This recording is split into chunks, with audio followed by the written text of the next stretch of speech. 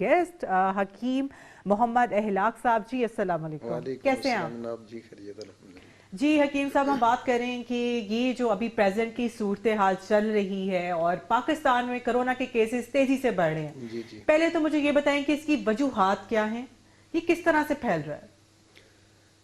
جی بہت شکریہ.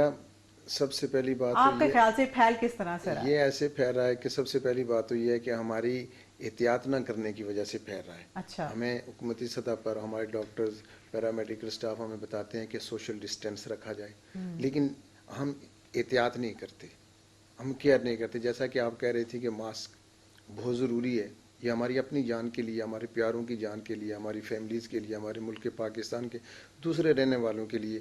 ہم جب ماسک پہنیں گے تو سب سے پہلی بات تو یہ ہے کہ اس سے ہمارے قرب میں رہنے والے ہمارے اپنے محفوظ ہوں گے, بالکل, پھر ہمارے پڑوسی محفوظ ہوں گے, ہمارے ملک کے پاکستان کے لوگ محفوظ ہوں گے.